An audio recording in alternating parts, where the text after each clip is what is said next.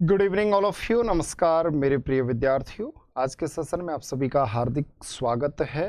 और आप सभी मेरे साथ यूजीसी नेट असिस्टेंट प्रोफेसर और इसके अलावा फर्स्ट ग्रेड पीजीटी एग्जाम की तैयारी कर रहे हो मेरे प्रिय विद्यार्थियों। आज के सेशन में हम जिस प्रकार से डेटा के बारे में देख रहे थे, किस तरीके से डेटा कलेक्ट किया जाता है, तो ये हमारा कॉन्सेप्ट चल रहा था। तो मैंने आपको इससे पहले जो आपका प्रकाशित स्रोत होते हैं, जिसमें हम सेकेंडरी सोर्स के बारे में बात कर रहे थे, जिसमें आपके प्रकाशित जो पब्लिश्ड डेटा होते हैं उसके बारे में हमने पूरा एनालिसिस कर लिया था पिछली कुछ क्लासेस के माध्यम से। अब जो हम डिस्कस करने वाले हैं आपके साथ, वो सबसे महत्वपूर्ण डिस्कस होने वाला है। और इस डिस्कस में हम देखने वाले हैं कि किस प्रकार से अनपब्लिश्ड जो डेटा होते हैं उनको किस तरीके से पब्लिकेशन मतलब पब्लिश्ड किया जाता है और कौन कौन से डेटा होते हैं। तो यहाँ पर मैंने आपको हेडिंग तो बनाई दी है कि आपके आज हम कॉन्सेप्ट डिस्कस करने वाले हैं प्रकाशित स्रोतों के बारे में व अप्रकाशित स्रोतों के बारे में। देखो, आपने देखा होगा कि गवर्नमेंट के अंदर ऐसे काफ़ी डेटा तैयार किए जाते हैं जिनको गवर्नमेंट पब्लिश्ड नहीं करती है।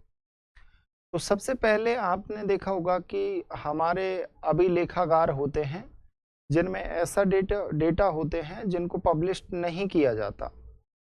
तो सरकारी अभिलेखों में आपके अनपब्लिश्ड डेटा मिलेंगे और बड़े स्तर पर मिलते हैं, जो हमें बहुत सारी इंफॉर्मेशन देते हैं।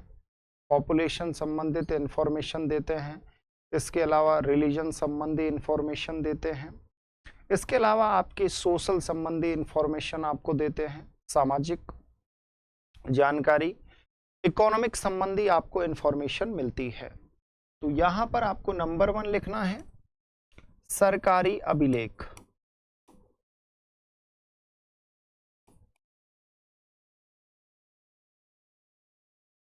ठीक है, गवर्नमेंट रिकॉर्ड्स होते हैं जिसके माध्यम से आपके ये अप्रकाशित डेटा होते हैं। इसके अलावा सेमी गवर्नमेंट के भी कुछ रिकॉर्ड होते हैं जो पब्लिश्ड नहीं किए जाते, ये अप्रकाशित होते हैं। तो नंबर 2 लिखिएगा अर्ध सरकारी।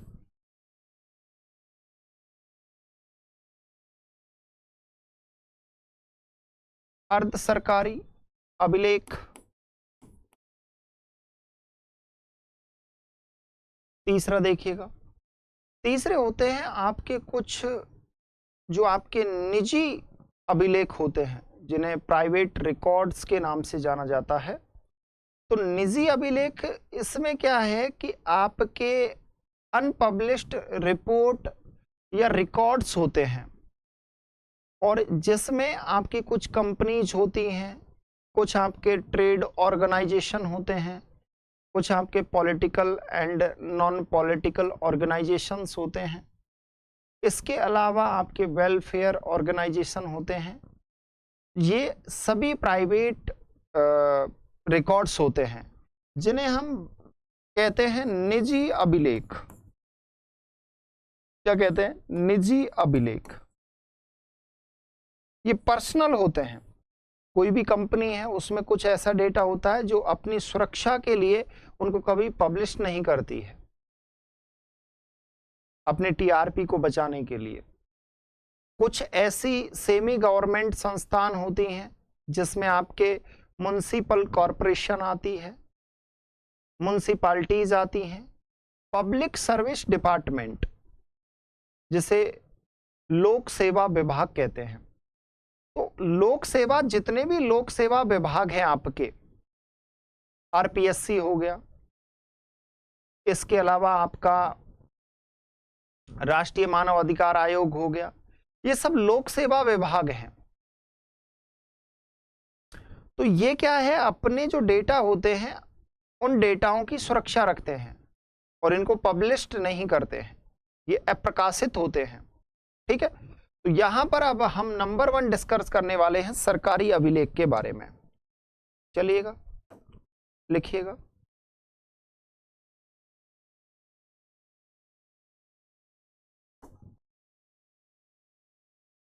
सरकारी अभिलेख।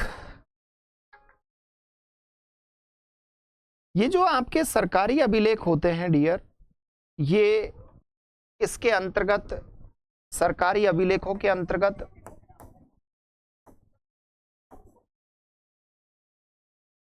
राष्ट्रीय अभिलेखागार होता है जिसमें डेटा को सुरक्षित रखा जाता है। अगर आप पूरे देश के अंदर बात करोगे कि सर ऐसे डेटा हमें कहां पर देखने को मिलेंगे, तो राष्ट्रीय अभिलेखागार में आपको इस प्रकार के डेटा देखने को मिलते हैं। तो यहां पर याद रखना, राष्ट्रीय अभिलेखागार होता है जिसे नेशनल रिकॉर्ड्स कहते हैं। ये आपके बहुत मतलब विभिन्न सोर्स से संबंधित डेटा इसमें रखे होते हैं, जैसे आपका इकोनॉमिक डेटा होगा, आपका सोशल डेटा होगा, आपका कल्चर डेटा होगा। इसके अलावा जो स्टेट गवर्नमेंट होती है, उस स्टेट गवर्नमेंट के अधीन, क्योंकि हमारे देश में जो रेवेन्यू मिलता है, रेवेन्यू का कलेक्ट करने का जो कार्य करवाता है वो तो कलेक्टर होता है, लेकिन जो कलेक्ट करता है वो कौन होता है? पटवारी होता है। तो ग्राम स्तर पर अगर आप ग्राम, ये तो राष्ट्रीय स्तर की बात हो गई, अगर आप ग्राम स्तर पर देखोगे तो ग्राम स्तर पर जो इस प्रकार के आपके सरकारी अभिलेख आपको देखने को मिलेंगे वो राजस्व अभिलेख होते हैं। कौन से होते हैं? राजस्व अभिलेख होते हैं, जिन्हें आप ऐसे कह सकते हो रेवेन्यू रिकॉर्ड्स। और इन रेवेन्यू रिकॉर्ड्स को कौन रखता है? पटवारी।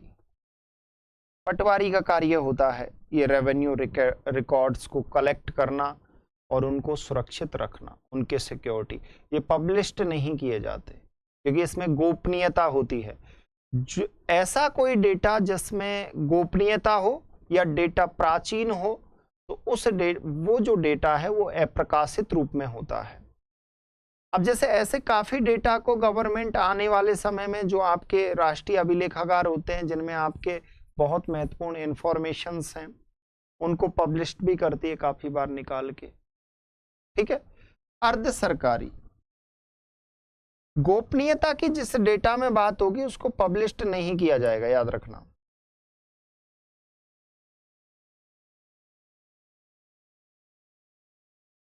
अर्ध सरकारी,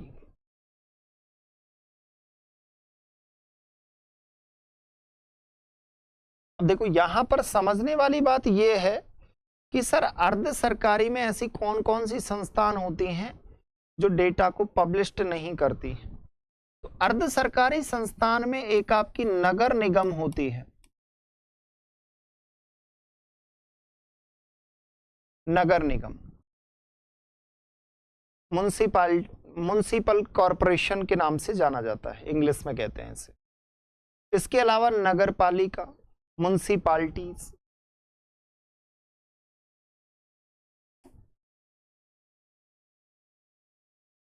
ये डेटा का पब्लिकेशन नहीं कर, ठीक है ना।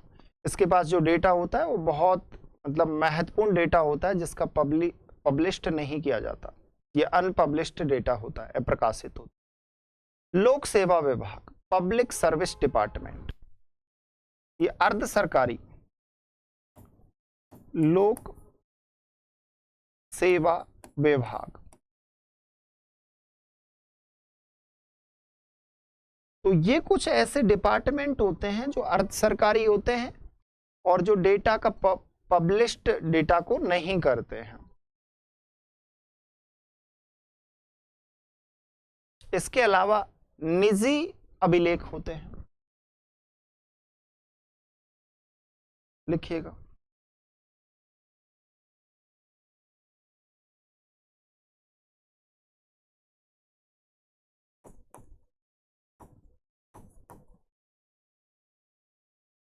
कहोगे सर प्राइवेट रिकॉर्ड्स के अंदर कौन कौन सी चीजें आती हैं? ये प्रकाशित होती है, ये आपको पता है। इसमें क्या है, कंपनियां आती हैं, जितनी भी प्राइवेट कंपनी होती है वो अपने डेटा का प्रकाशन नहीं करती हैं। इसमें याद रखना कंपनियां, कंपनीज। इसके अलावा व्यापार संगठन जिसे ट्रेड ऑर्गेनाइजेशन कहते हैं, ये भी अपने डेटा का पब्लिश्ड नहीं करते हैं, डेटा को अनपब्लिश्ड डेटा होता है इनका। इसके अलावा राजनीतिक, लिखिएगा,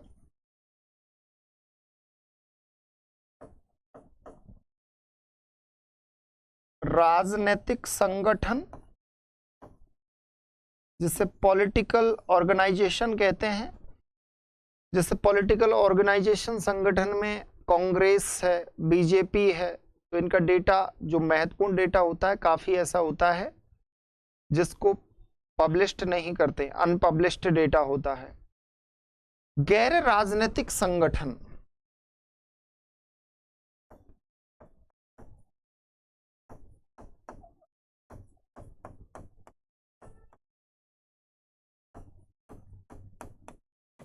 ये भी अपने डेटा को पब्लिश्ड नहीं करते हैं, याद रखना। जो भी आपके गैर राजनीतिक संगठन है ये भी डेटा का पब्लिश्ड नहीं करते हैं। इसके अलावा कल्याण संघ, वेलफेयर ऑर्गेनाइजेशन, कल्याण संगठन जिसे वेलफेयर ऑर्गेनाइजेशन कहते हैं, जैसे एनजीओ होती हैं, ये एनजीओ कभी अपने डेटा का पब्लिश्ड नहीं करती हैं डेटा को। तो ये प्रमुख आपके संगठन होते हैं जो निजी अभिलेख के अंतर्गत आते हैं, प्राइवेट रिकॉर्ड्स होते हैं इनमें, और इस प्रकार से आपके एग्जाम में क्वेश्चंस भी बने हुए हैं। ठीक है, तो ये हमने डिस्कस किया। यहां तक आपको पता लगा कि सर किस प्रकार से डेटा तैयार किया जाता है, किस प्रकार से डेटा जुटाया जाता है, जिसमें प्राइमरी डेटा होता है, सेकेंडरी डेटा होता है। सेकेंडरी डेटा टू फॉर्म में होता है, एक आपका पब्लिश्ड डेटा होता है, एक आपका अनपब्लिश्ड डेटा होता है। बाकी डेटा वहां से भी जुटाया जाता है।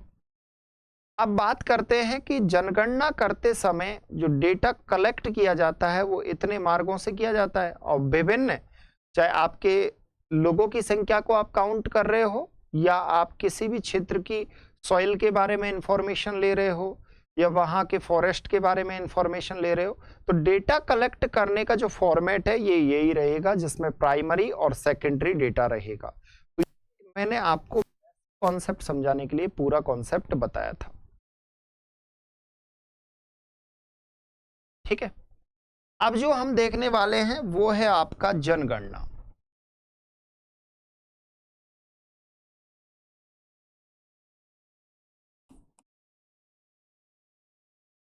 जनगणना, सेंसस। अब देखो जनगणना की कहानी कब से शुरू हुई, और क्या सर जनगणना पहले प्राचीन समय में जो ऐसा इतिहास रहा कि जहां पर सिविलाइजेशन डेवलप हुई, उनके साथ उस समय क्या जनगणना नहीं की जाती थी? जब सिविलाइजेशन का डेवलपमेंट हुआ तब जितनी भी आपकी सभ्यताओं, जितनी भी आपकी सभ्यताएं बनी, उन सभ्यताओं के समय क्या जनगणना की जाती थी या नहीं की जाती थी? ऐसे बहुत सारे आपके अंदर विचार होंगे। तो पहली बात याद रखना कि कोई देश हो, या कोई राज्य हो, या कोई महाद्वीप हो, या संपूर्ण पृथ्वी हो, उसका महत्वपूर्ण जो संसाधन माना जाता है, इंपॉर्टेंट रिसोर्सेज जो माने जाते हैं, वो वहां के लोग माने जाते हैं। क्योंकि जो आपके जो लोग होते हैं, वो लोग उन संसाधनों का अधिक मात्रा में उपयोग करना जानते हैं, क्योंकि इस पृथ्वी पर मानव ही एक बुद्धिमान प्राणी है। तो उसकी बुद्धि लगाकर वो उन चीजों का बेहतर तरीके से उपयोग कर सकता है।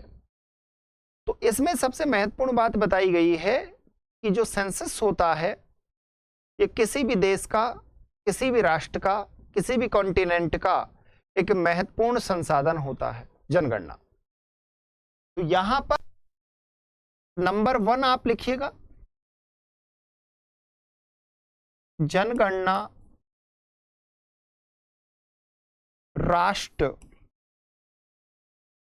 या महाद्वीप का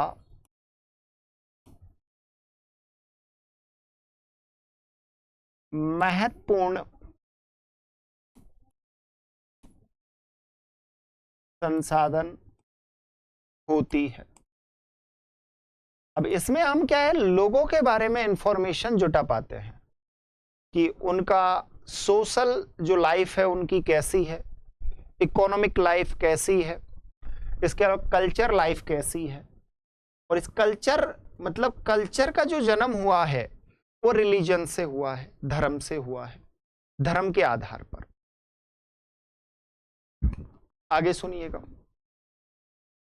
अब जैसे मैंने आपको बताया कि आपका यदि आप किसी राष्ट्र के अंदर रह रहे हो या किसी महाद्वीप के अंदर रह रहे हो, जैसे आप भारत देश के नागरिक हो तो आप भारत देश एक राष्ट्र हो गया।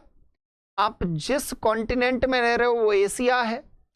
अब इसमें यदि आपको प्राकृतिक संसाधनों का उपयोग करना है, उपयोग करके आप आपका विकास करोगे। और विकास कौन सा करोगे? अपना सोशल विकास करोगे, अपना सोशल डेवलपमेंट करोगे, अपना इकोनॉमिक डेवलपमेंट करोगे। अब ये सोशल और इकोनॉमिक जो डेवलपमेंट है ये किस आधार पे आप कर सकते हो, मुझे बताइएगा तनिक थोड़ा। तो यहां पर सबसे पहली बात आती है कि सर दक्ष मानव शक्ति होनी चाहिए। तो बात क्या आई? जनगणना की, मतलब लोगों की बात आई। जब लोगों की बात आई तो स्किल्ड मैन पावर होनी चाहिए उस राष्ट्र के पास, उस कॉन्टिनेंट के पास। यदि उस कॉन्टिनेंट के पास स्किल्ड मैन पावर है, मतलब दक्ष मानव शक्ति है, तो वह कॉन्टिनेंट पूरे कॉन्टिनेंटों में सबसे मतलब सबसे बड़े स्तर पर उभर कर आएगा।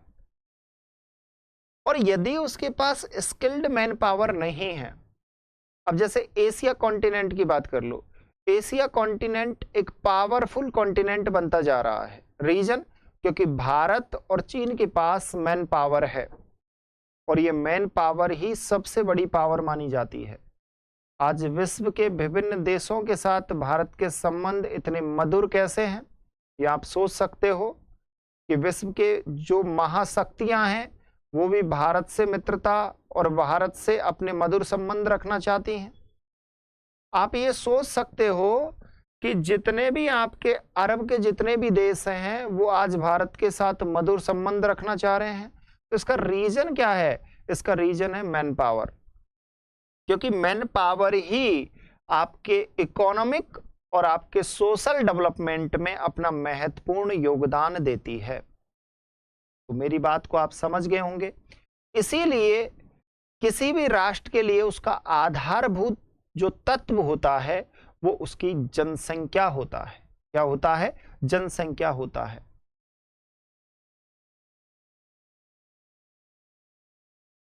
देखिएगा इसमें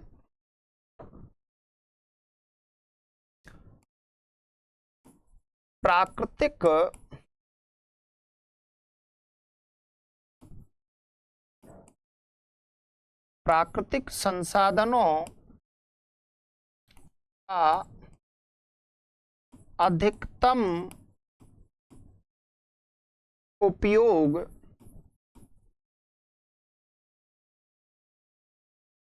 मानव शक्ति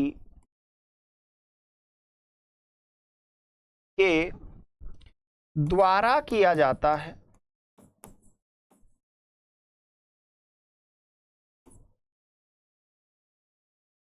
इससे महाद्वीप एवं राष्ट्र अपना सामाजिक एवं आर्थिक विकास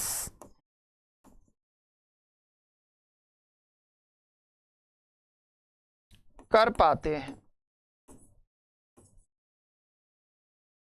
जिसमें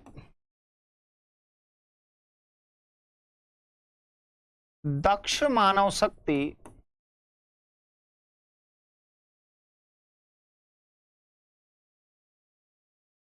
महत्वपूर्ण है। इसमें भैया दक्ष मानव शक्ति की आवश्यकता होती है, और इसीलिए राष्ट्र का जो आधारभूत जो तत्व बताया गया है, राष्ट्र का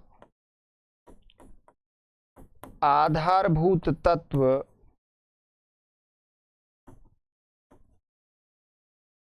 कोई भी राष्ट्र है, और उस राष्ट्र का जो आधारभूत तत्व है वो वहां की जनसंख्या को माना गया है। आधारभूत तत्व किसको बताया गया है? वहां की जनसंख्या, क्योंकि अगर वहां पर लोग नहीं है तो लोग नहीं होने की वजह से वहां के संसाधनों का अधिकतम उपयोग नहीं कर सकते। एक बहुत ही प्यारी लाइन है गुलजार साहब की कि एक दिन वक्त,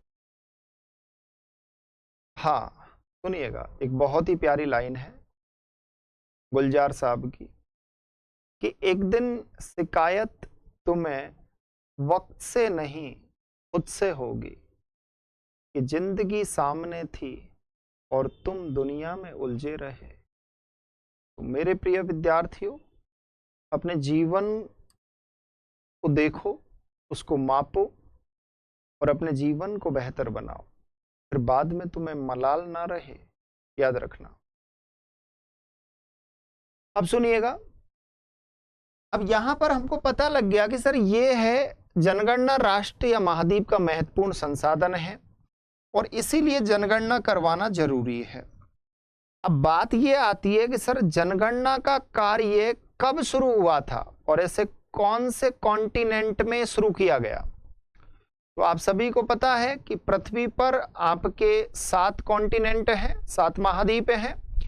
7 महाद्वीपों में से जो सबसे ज्यादा मतलब अपना जो डेवलपमेंट कर पाया प्रारंभिक रूप में और विश्व के विभिन्न महाद्वीपों में जा जाकर और अपना उपनिवेश किया, उस महाद्वीप का नाम है यूरोप।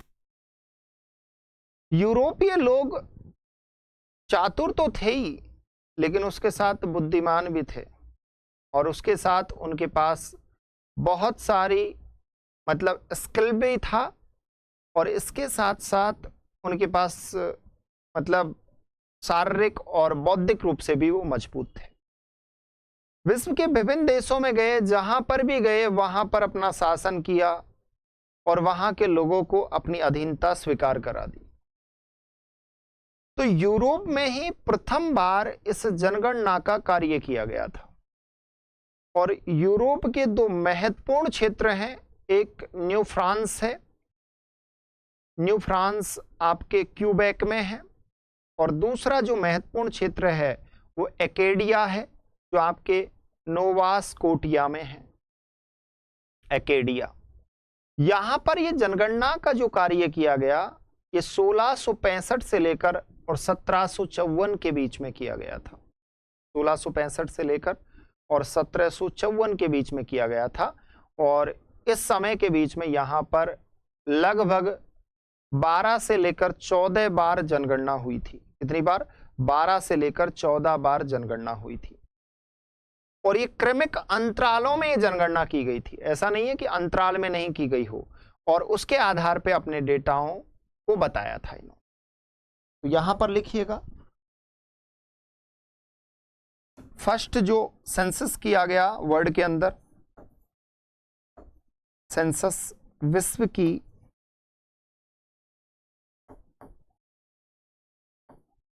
प्रथम जनगणना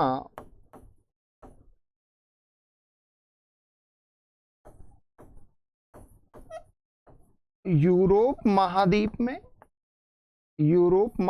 में 17वीं शताब्दी में हुई थी। 17वीं शताब्दी में हुई थी।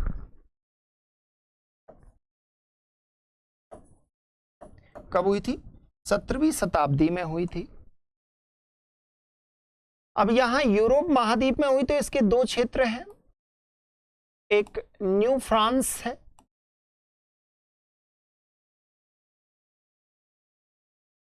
ये आपके क्यूबेक में है।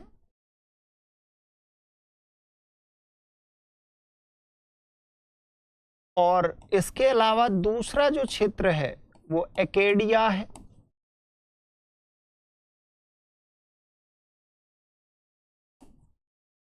नोवा स्कोटिया में है।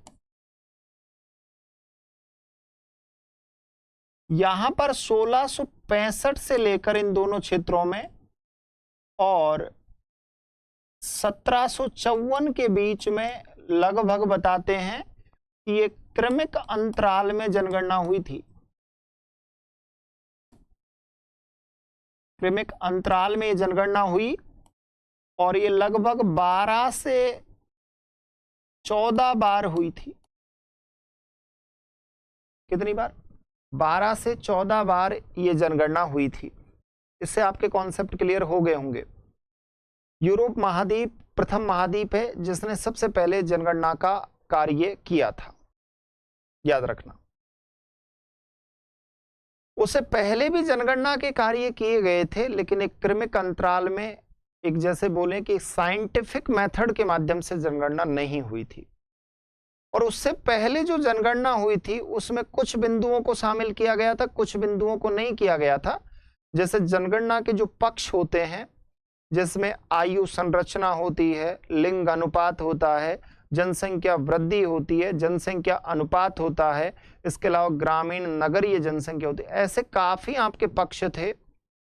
उन सभी पक्षों को लेकर यहां पर प्रथम प्रयास किया गया था।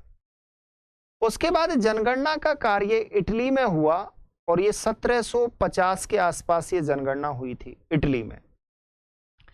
इटली के बाद बताते हैं कि 1790 में अमेरिका ने जनगणना की गई थी। तो अमेरिका की फर्स्ट सेंसस कब हुआ? सेंसस 1790 में, 1790। इसके अलावा इटली में कब हुआ? 1730, वो 1750 के बीच। तो यहां पर उसके बाद जो जनगणना हुई, जिसमें आपका इटली आता है सेकंड नंबर पे।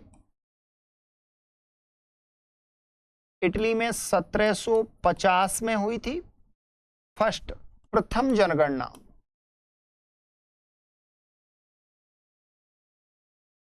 First census.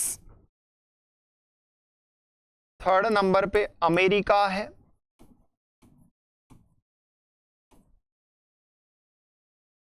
सत्रह सौ 1790 में प्रथम जनगणना की थी अमेरिका ने।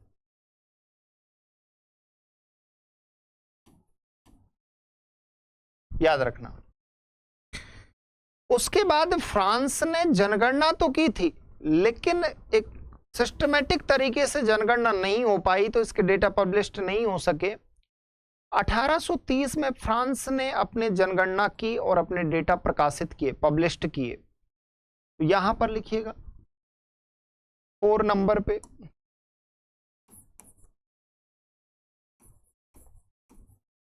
फ्रांस, और 1830 में फ्रांस में जनगणना हुई थी।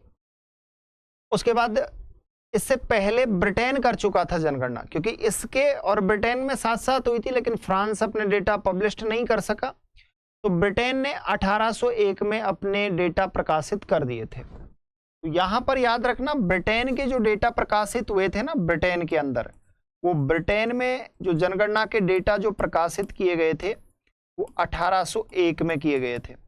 लेकिन फ्रांस जनगणना कर चुका था, लेकिन अपने डेटा पब्लिश्ड नहीं कर सका था। ये थोड़ा आप याद रखना। कनाडा की बात करते तो कनाडा के अंदर जो आपके जनगणना का कार्य हुआ वो 1871 में हुआ था, 1871 के आसपास, और मिस्र में 1897 में हुआ था, 1897 और 1871 में। यहां पर लिखिएगा कनाडा। कनाडा के अंदर जो आपके जनगणना का कार्य हुआ वो 1871 में हुआ।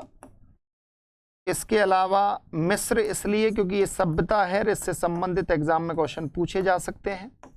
1895 में इसने अपने डेटा जनगणना के पब्लिश्ड किए थे।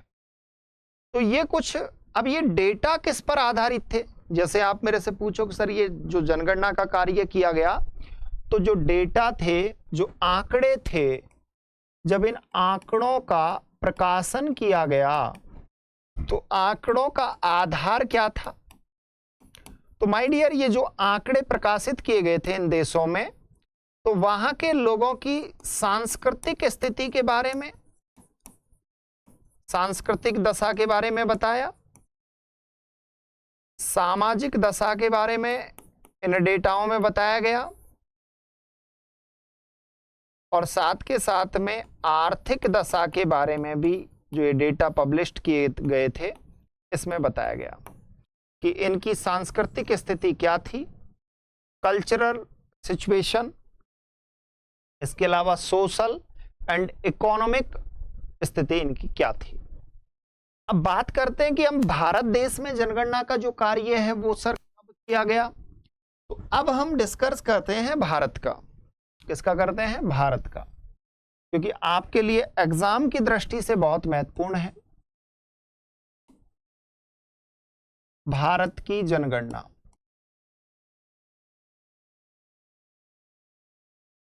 अब यहां पर आप देखोगे कि भारत में जो जनगणना का कार्य हुआ वो ब्रिटिश शासन के समय हुआ था, और ब्रिटिश वायसराय का नाम था लॉर्ड मेयो। लॉर्ड मेयो ने 1872 में जनगणना करवाई गई, लेकिन ये क्रमिक रूप से, मतलब अलग अलग समय में इसके डेटा आए थे, इसीलिए इसे क्रमिक जनगणना नहीं माना जाता। तो सबसे पहले भारत में 1872 में हुई, 1872 में। उसके बाद जो जनगणना का कार्य किया गया भारत में वो 1881 में किया गया था, लॉर्ड रिपन के समय। ये अंग्रेजी वायसराय थे, और इन्होंने भारत की एक क्रमिक अंतराल में जनगणना करने का कार्य शुरू किया था, और क्रमिक अंतराल भारत में 10 वर्षों में जनगणना का कार्य होता है। अब मेरी बात को समझ गए होंगे, तो लिखिएगा भारत में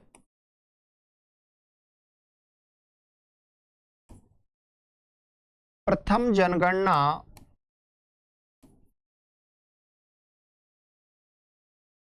1872 में लॉर्ड मेयो के समय हुई थी। लॉर्ड मेयो था उस समय, लेकिन ये क्रमिक अंतराल की जनगणना नहीं थी।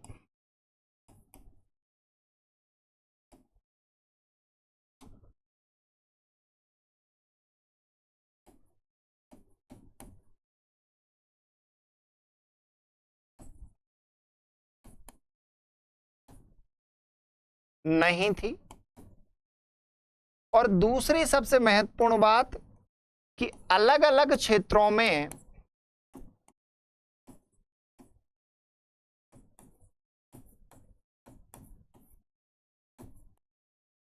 अलग अलग समय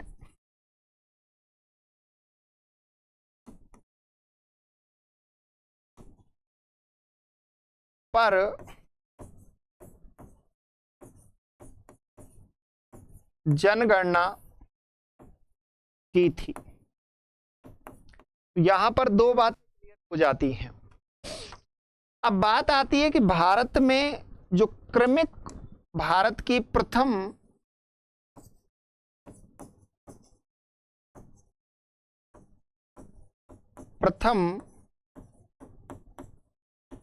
क्रमिक जनगणना, भारत की प्रथम क्रमिक जनगणना 1881, 1881 लॉर्ड रिपन के समय की गई थी, और प्रत्येक 10 वर्ष के अंतराल में।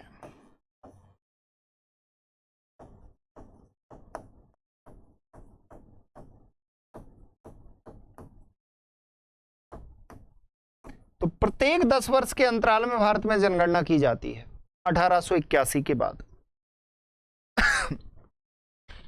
अब बात ये आती है कि सर अब हम वर्तमान के इश्यू को कनेक्ट करके इसके बारे में हम जानकारी जुटाएं और नेट एग्जाम में जो जनगणना से संबंधित जो क्वेश्चन आए हैं उनको आप बहुत आसान रूप में कर दोगे, क्योंकि मैं आपका उस स्तर से मैं आपको समझा रहा हूं। नेट, असिस्टेंट प्रोफेसर और फर्स्ट ग्रेड में तो बहुत सिंपल क्वेश्चन आते हैं। अब आप मेरी बात को समझने का प्रयास भी करना कि भारत में जो जनगणना का कार्य है 1881 से शुरू हो गया और भारत में प्रथम बार डेटा पब्लिश्ड किए गए। उसके बाद भारत आजाद हो जाता है 1947 को। 1947 को भारत आजाद हो जाता है।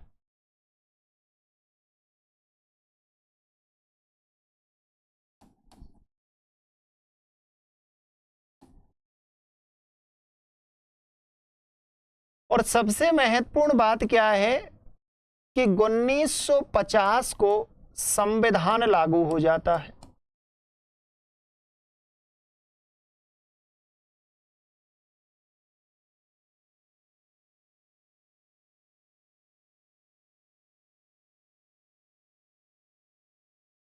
अब बात यह है कि सर जो अभी 2011 में जो जनगणना की गई है, 2011 की जनगणना,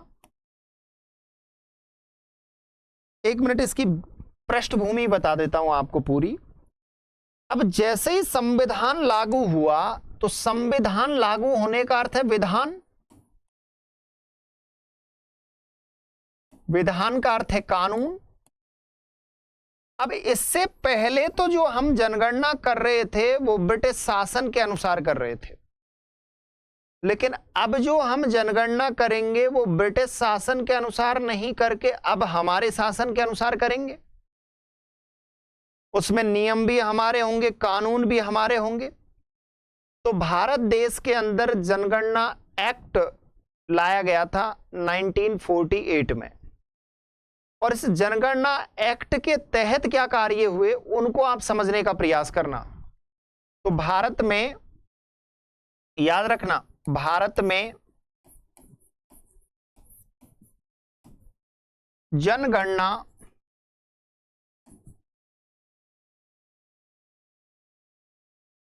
अधिनियम और कब लाया गया? 1948 में। इस अधिनियम के तहत जनगणना का कार्य सौंपा गया।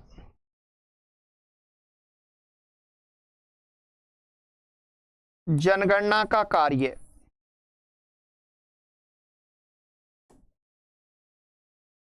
और जनगणना का जो कार्य सौंपा गया वो गृह मंत्रालय को सौंपा गया बाद में 1949 में। बाद में जाके जनगणना का जो कार्य है वो गृह मंत्रालय के अधीन,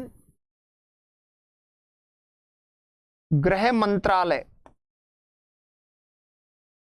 जो गृह मंत्रालय है, इस गृह मंत्रालय के अधीन, मतलब इसी में एक ऑफिस बनाया गया और जिसका नाम रखा गया जनगणना कार्यालय।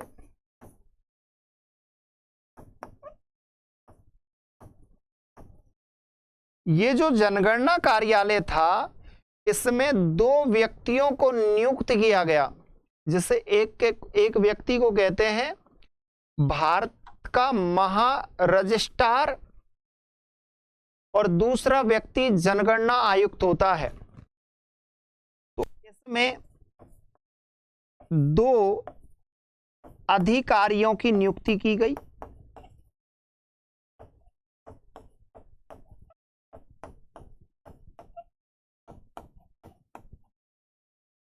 और जो दो अधिकारी थे उनमें एक व्यक्ति तो है भारतीय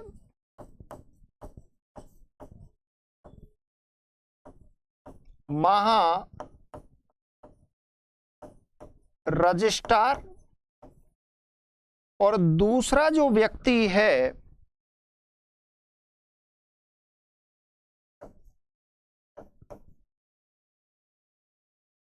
जनगणना आयुक्त दूसरा व्यक्ति कौन है? जनगणना आयुक्त, एक भारतीय महारजिस्ट्रार और एक जनगणना आयुक्त। ये दोनों व्यक्तियों का कार्य है, इनका दायित्व है कि जनगणना का कार्य करवाना प्रत्येक 10 वर्ष में और उसकी योजना बनाना। तो समझना, इन दोनों व्यक्तियों का जो कार्य है वो कार्य क्या है? कार्य है कि भारत में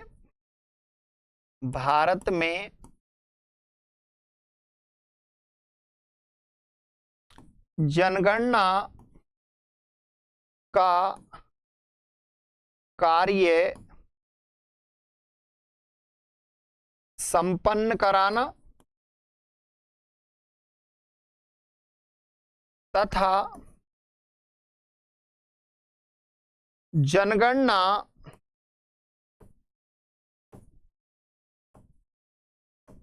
की योजना बनाना। इसके दो कार्य हैं इन दोनों व्यक्तियों के। ये व्यक्ति जनगणना करवाते हैं और जनगणना की कार्य योजना बनवाते हैं। अब भारत आजाद हो गया। भारत आजादी के बाद एनआरसी लाया गया, जिसे बोलते हैं नेशनल रजिस्टर ऑफ सेंसस, राष्ट्रीय जो आपके एनआरसी लाया गया 1951 में। उसके बाद इसी जो अधिनियम था ये 1948 का, इसी अधिनियम के अधीन एक एक्ट लाया गया, अधिनियम लाया गया, जिसे भारतीय नागरिकता अधिनियम 1955 कहते हैं।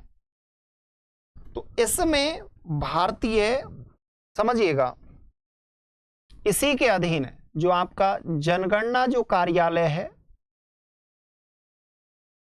जनगणना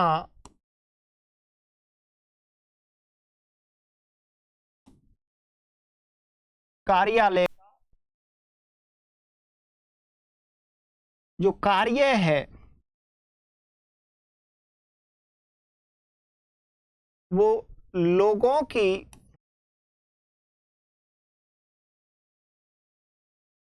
नागरिकता सुनिश्चित करना।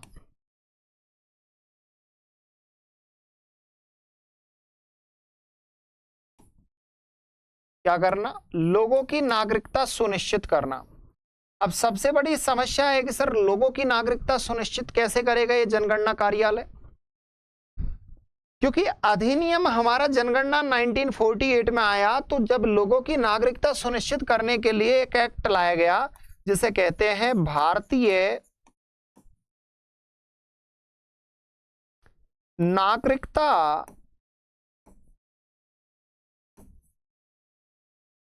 अधिनियम 1955। ये भारतीय नागरिकता अधिनियम है 1955। इसके तहत लोगों की नागरिकता का सुनिश्चय किया जाता है। ठीक है, अब देखो, इसके तहत ही सुनिश्चय करने के लिए एनआरसी लाया गया था। और एनआरसी कब लाया गया? 1951 में। और इसका जो एनआरसी जो लागू किया था वो लागू सबसे पहले, मतलब एनआरसी का जो कार्य हुआ है अभी तक भारत में केवल असम में हुआ है, केवल असम राज्य में हुआ है। याद रखना, एनआरसी का जो कार्य केवल असम राज्य में हुआ है, इसके अलावा और किसी भी स्टेट में नहीं। और एनआरसी लागू करने की बातें चल रही हैं। एनपीआर लाया गया इसी के तहत। एनपीआर जैसे बोलते हैं नेशनल पॉपुलेशन रजिस्टर, राष्ट्रीय, यह आपका नेशनल पॉपुलेशन रजिस्टर है। इसको सबसे पहले कब लागू किया गया? 2010 में। और इसका अपडेट कब हुआ? 2015 में। हाल ही की जो जनगणना की गई है उसमें इसको लागू कर दिया है साथ के साथ में। तो फर्स्ट इसका उपयोग कब हुआ? फर्स्ट उपयोग 2010 में। कब हुआ? 2010 में। और इसको अपडेट कब किया गया? तो अपडेट इसको 2015 में किया गया। लेकिन याद रखना कि एनआरसी और एनपीआर ये दोनों के दोनों जो हैं ये आपके भारतीय नागरिकता अधिनियम 1955 के अधीन इस पर कार्य करता है। और कौन करता है? जनगणना कार्यालय। राष्ट्रीय जनगणना कार्यालय कहां है? दिल्ली में है। और गृह मंत्रालय में इसका क्या है? ऑफिस है। क्लियरली मेरी बात को समझ गए? इतना आपको समझ आ गया होगा। अब मेरी बात और सुनिएगा। इंदिरा गांधी जैसे लाल बहादुर शास्त्री की मृत्यु हो गई तो उसके बाद जवाहरलाल नेहरू की कद्दावर बेटी इंदिरा गांधी भारत की प्रधानमंत्री बनी। तो इसके बारे में जो डिस्कस करेंगे वो क्लास का टाइम हो चुका है। फिर आपके साथ कल मुलाकात होगी। Thank you so much my dear. धन्यवाद।